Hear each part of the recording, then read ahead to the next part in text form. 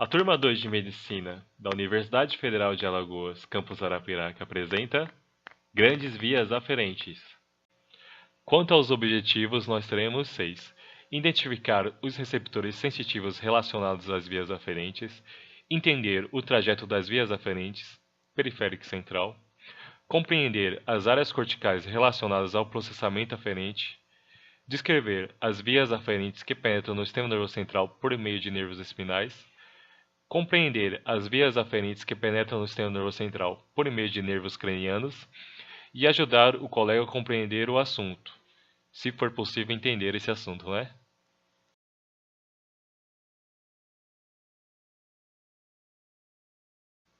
Bem, na generalidade das vias aferentes, a gente vai ter algumas coisas que vão ser bem padrão quanto às vias. A primeira delas vai ser o receptor. O receptor vai ser uma terminação nervosa sensível a um determinado estímulo que geralmente vai caracterizar a via. Ele vai ser uma discriminação sensorial. Após ele, nós vamos ter o trajeto periférico. O que seria isso? Seria praticamente o que compreende um nervo craniano ou espinhal e o seu gânglio associado a este nervo. Em terceiro, nós temos o trajeto central, que ele vai ser fibras aferentes que vão se agrupar em feixes, que podem ser tratos, fascículos ou leminísticos, de acordo com a sua função, e nesse trajeto vão estar incluídos os núcleos relés ainda, que vão ser local dos neurônios 2, 3 e 4 da via em questão.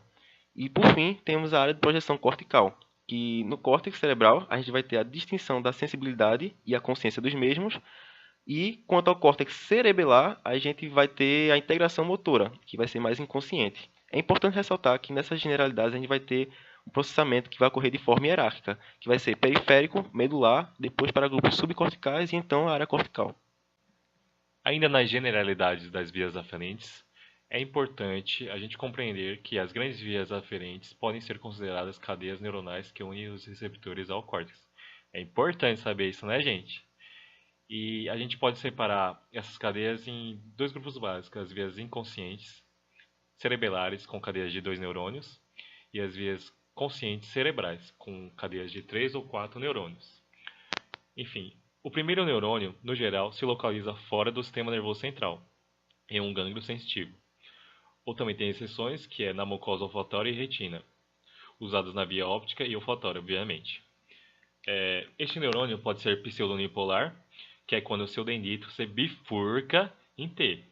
Mas nem sempre é assim. Em alguns casos, o neurônio pode ser bipolar, tendo o prolongamento periférico ligado ao receptor, enquanto o prolongamento central penetra no sistema nervoso central, pela raiz dorsal dos nervos espinais, ou por um nervo craniano.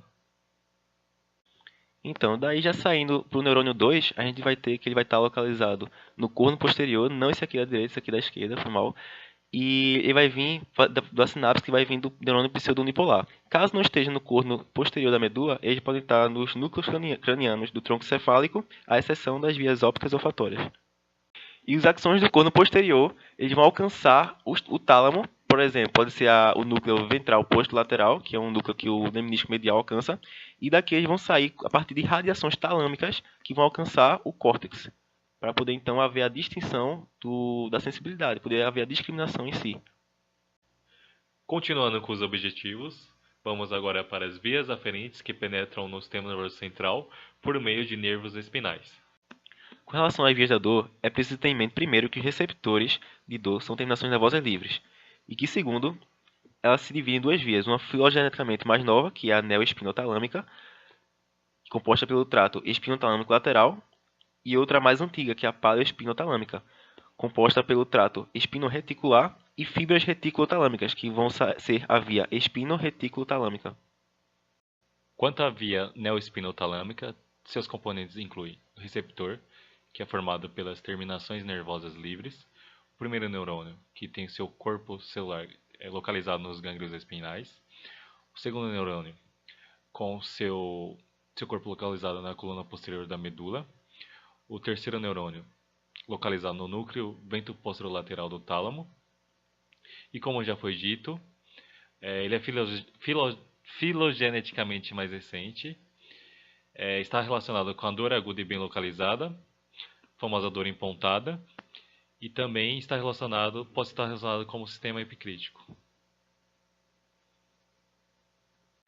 Nesta foto podemos ver que é retirada do Gray e nela vai ter dois pontos importantes. Primeiramente, a segmentação, que a gente pode ver aqui em T4, L2 e S2, que vai trazer as axônios do segundo neurônio fazendo um cruzamento pela comissura branca e chegando ao funículo lateral do outro lado, ou seja, lado oposto. E ele vai se infletir cranialmente com o trato espinotalâmico lateral.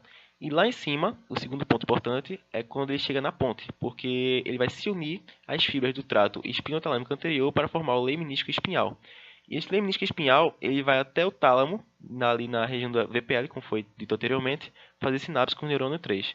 Esta via vai levar ao córtex cerebral impulso dos receptores térmico-dolorosos do tronco e do membro contralateral, devido a esse cruzamento que ele faz.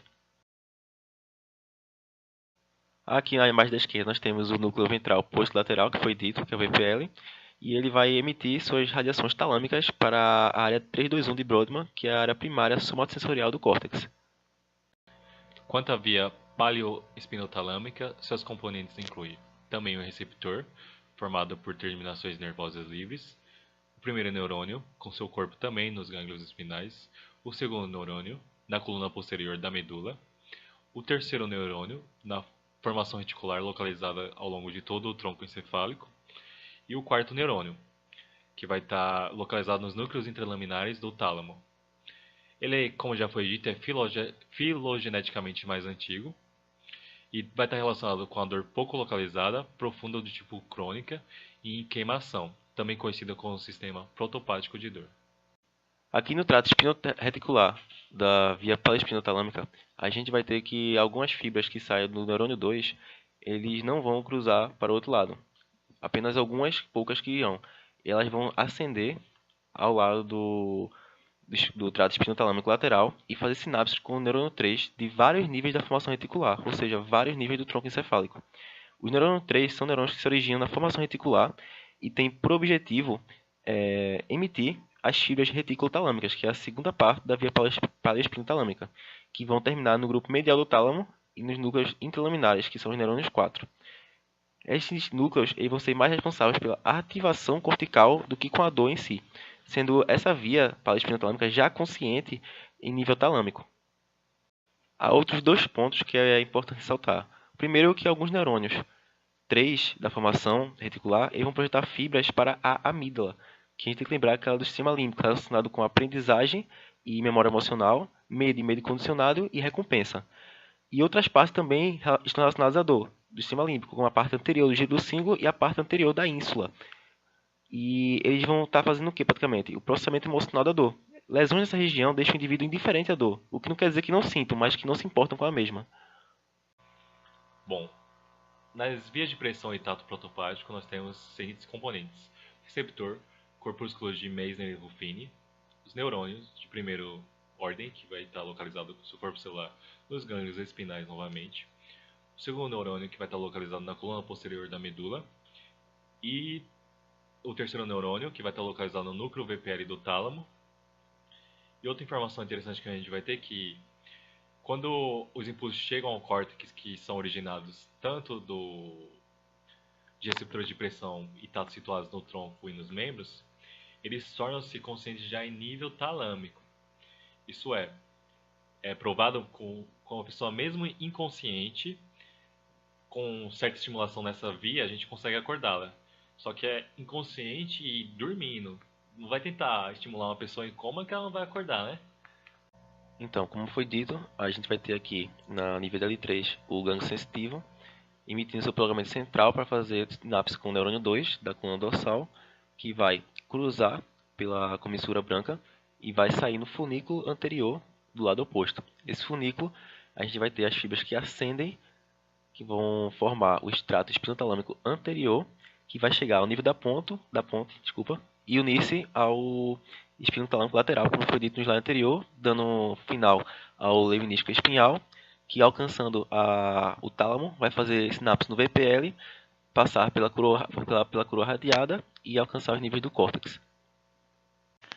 Na via de propriocepção consciente, tato epicrítico e sensibilidade vibratória, a gente vai ter dois receptores a mais, duas classificações de receptores a mais, que vai ser para a propriocepção consciente, que são os fusos neuromusculares e os órgãos neurotendinosos. E para a sensibilidade vibratória, a gente vai ter os corpúsculos de Vater e Pacini. O neurônio 1 dessa via ele vai estar no gânglio espinhal e vai entrar pela raiz posterior da medula e vai dividir-se em gânglio ascendente longo e gânglio descendente curto. O que importa para a gente é o ascendente longo, e ambos vão estar terminando no fascículo grácil cuneiforme. O neurônio 2 ele vai estar no final desse fascículo, que vai ser no núcleo grácil e no núcleo cuneiforme. O núcleo grácil, caso consequentemente o fascículo grácil, ele vai estar responsável pelos membros inferiores e o cuneiforme pelos membros superiores. Desses núcleos partem fibras para o núcleo VPL do tálamo, que daí vai ter as suas radiações talâmicas para o córtex, que é quando eles vão se tornar conscientes. Tem alguns pontos muito legais que a gente precisa saber desse tato epicrítico dessa via. Que, primeiro, ela vai te permitir fazer discriminação de 2 pontos. E, em segundo lugar, é que ele vai te permitir fazer o reconhecimento e o tamanho dos objetos colocados na sua mão. Mais à frente a gente vai ter uma foto específica para isso. Outra dica que eu queria deixar aqui é que muitas vias dessas têm nomes enormes e, às vezes, para mim, por exemplo, não faz muito sentido. Então eu boto uma coisa sem sentido com uma coisa com menos sentido ainda. Só que uma é mais fácil de decorar que a outra. No caso, como eu botei esse mnemônico aqui, que é epsilon conve. No caso seria tato epicrítico, as 3 primeiras letras. O som seria para a propriocepção consciente e o conde consciente. E VI para vibratória. Você pode colocar de qualquer coisa. Pode chamar de Mafalda, de Haroldo, de Mário, qualquer um que pode servir para que você lembre pelo menos o nome da via. E já serve. Como eu disse aqui na primeira imagem, nós vamos poder ter um exemplo do que seria um tato epicrítico, que seria uma agulhada, a propriocepção consciente, que seria a sua consciência do seu espaço e do equilíbrio, do que você está realizando no movimento, e a sensibilidade vibratória, como exemplo tem aqui o uso de um diapasão para poder diferenciar lesões neurosensoriais. Já esta imagem aqui, ele vai mostrar para a gente o caminho em si, de como esse fascículo vão se dispor ao longo da medula e as suas fibras ascendentes onde vão acabar. A gente pode ver aqui que em L4 a gente tem praticamente o fascículo grácil predominante, sem uma divisão nítida. E acima de T6, como tem aqui no segmento T4, a gente vai ter a presença do sulco intermédio posterior, na região da medula posterior. E ele vai delimitar os nossos 2 fascículos, que é o fascículo grácil mais medial e o fascículo cuneiforme mais lateral. Ao subir, a gente vai encontrar o fascículo cuneiforme acessório, que não é importante a gente retratar agora, mas é bom saber que ele existe. E lá na frente, quando chegar no bulbo, a gente vai ter a presença do núcleo grácil e o núcleo cuneiforme. Esses núcleos eles vão emitir as fibras arqueadas internas, que vão cruzar o plano mediano e vão subir como lemnisco medial. E vão lá em cima no tálamo fazer conexões no núcleo VPL do tálamo, que a gente pode ver aqui na direita, núcleo ventral posto lateral do tálamo, e saindo pela cápsula interna, alcançando a coroa radiada, ele vai chegar às áreas do córtex somaestésico primário. Falando da via de propriocepção inconsciente, ela é aquela via com destino ao cerebelo que vai possuir apenas 2 neurônios. É um pouco estranho quando a gente vê que aqui tem 3, na verdade, mas é porque são 2 vias diferentes. O primeiro neurônio vai estar nos gânglios espinhais, como a gente já sabe, e os segundos, no caso, ele pode estar no núcleo torácico, ou ele vai estar localizado na coluna posterior, como a gente estudou em medula, ou na base da coluna posterior e na substância cinzenta intermédia. O que é que vai ter diferente? A gente vai ter diferente o trato que levam eles ao cerebelo. No núcleo torácico, a gente tem o trato espinocerebelar posterior, que alcança o pedúnculo cerebelar inferior e chega ao cerebelo. E quanto ao segundo, que é o da substância cinzenta intermédia e a base da coluna posterior, a gente vai ter o trato espinocerebelar anterior, que vai ser um pouco mais acima e vai alcançar o pedúnculo cerebelar superior, levando toda aquela via que a gente precisa para fazer o refino dos nossos movimentos, o cerebelo, e então trazendo a propriocepção inconsciente aferindo o cerebelo. Bem, como a gente vai ver agora, são as vias da sensibilidade visceral. Primeiramente, a gente vai ver as vísceras pélvicas e abdominais, depois sobre as vísceras torácicas. O que é importante da gente relembrar um pouco para poder entender de onde vêm as fibras que vão compor essa via. Vamos tomar, por exemplo, o nervo esplânico, que os seus impulsos eles vão passar pelo tronco simpático, depois eles vão ganhar o nervo espinhal pelo ramo comunicante branco e então passar para o gânglio espinhal. Chega no gânglio espinhal, a gente chegou no neurônio 1. O neurônio 1, ele, pelo prolongamento dele central, vai alcançar a substância cinzenta intermédia medial. Essa substância cinzenta ela vai emitir seus axônios que vão subir pelo funico posterior. Mas em que região? Numa região localizada medialmente ao fascículo grácil. A partir disso, eles alcançam o núcleo VPL. Ora, se o núcleo VPL era apenas para o lemnisco medial e o lemnisco espinhal, como é que esses axônios vão alcançar o núcleo VPL? Acontece que, como eles sobem medialmente o fascículo grácil, lá em cima no bulbo, ele vai fazer sinapse no núcleo do grácil. E fazendo sinapse no núcleo do grácil, ele vai percorrer o mesmo trajeto que as fibras do fascículo grácil fariam, tomando parte, então, do lemnisco medial. E o lemnisco medial, aí sim, ele acaba no VPL. É importante saber que algumas dessas fibras elas vão ter destino à parte posterior da ínsula. E disse no Ângelo Machado que o vago ele não teria importância ou pouca importância na condução de dores viscerais. E o que é que seria de importante em si nessa via das vísceras pélvicas e abdominais? Seria praticamente para as mielotomias, na qual a secção dessa parte medial, que está ao fascículo grácil, geraria uma ausência de dor, principalmente em cânceres de abdômen ou pelve. A segunda parte das vias da sensibilidade visceral vai ser com relação às vísceras torácicas. Praticamente vai ser o mesmo caminho até a substituição cinzenta intermédia medial. A diferença é que ele vai subir ao longo do septo intermédio. Tem também uma questão que antigamente acreditava-se que boa parte dessas fibras subiriam acompanhando o trato espinotalâmico lateral, o que não é verdade. Hoje sabe-se que apenas uma pequena parte que vai acompanhar o trato espinotalâmico lateral. E por fim, vamos tratar das vias aferentes que penetram no sistema nervoso central por meio de nervos cranianos. O primeiro estudo vai se dar pela via trigeminal extroceptiva. O que acontece? De uma forma geral, a exceção do território nervado pelos primeiros pares de nervos espinhais cervicais, a sensibilidade somática geral da cabeça penetra no tronco cefálico pelo nervo trigêmeo, facial, glossofaríngeo e vago. Então, assim, o primeiro neurônio que vamos ter, ele vai trazer informações dos receptores que são os mesmos estudados para as vias medulares de pressão, temperatura, tato e dor. E os primeiros neurônios eles vão estar anexos a esses nervos, do quinto, sétimo, nono e décimo par nervo craniano. Ou seja, vão ser os gânglios trigeminal, os gânglios geniculado, o superior do glossofaríngeo e o superior do vago. O segundo neurônio, eles vão estar no núcleo do trato espinhal ou no núcleo sensitivo principal do trigêmeo. Todos os prolongamentos centrais dos nervos facial, glossofaríngeo e vago, ele termina no núcleo do trato trigêmeo, no trato espinhal do trigêmeo, Já os do trigêmeo em si, eles podem terminar no núcleo sensitivo principal ou bifurcar e terminar tanto no trato espinhal como no sensitivo do trigêmeo.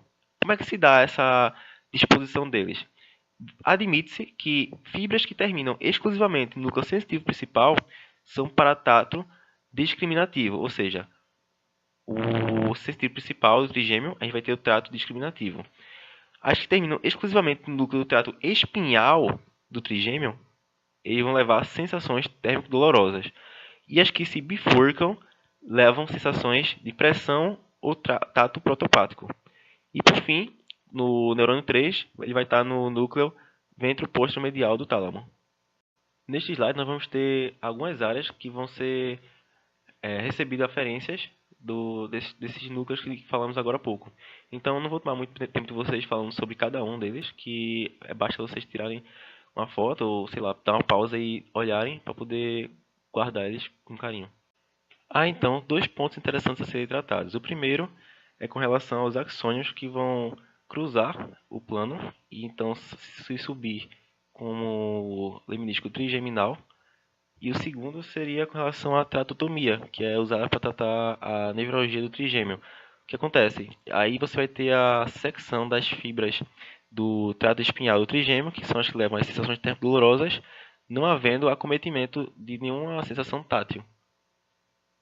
E, por fim, a última via a ser estudada vai ser a via trigeminal proprioceptiva. Diferente da via anteriormente estudada, os neurônios 1 eles não estão em gânglios, mas no núcleo do trato mesencefálico.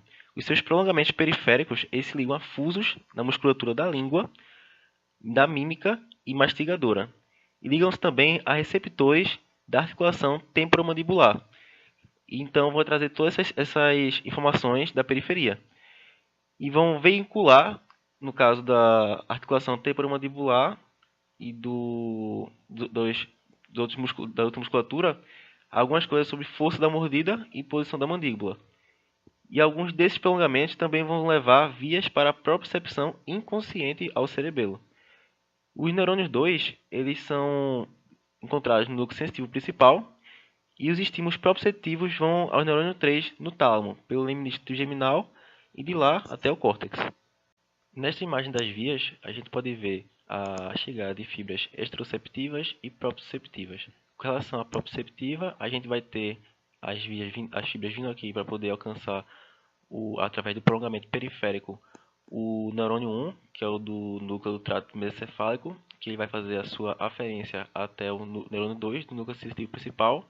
Ou então vamos ter as fibras exteroceptivas, que vão estar relacionadas tanto com aqueles gânglios que comentamos anteriormente, o gânglio trigeminal, o gânglio geniculado, etc., que podem ou chegar no trato espinhal do nervo trigêmeo, ou chegar no núcleo sensitivo principal também, que então vão cruzar e subir como lemnisco trigeminal, alcançando o VPM, que é o núcleo ventropostromedial do tálamo, e indo então para as áreas 3, 2, 1 de Brodmann.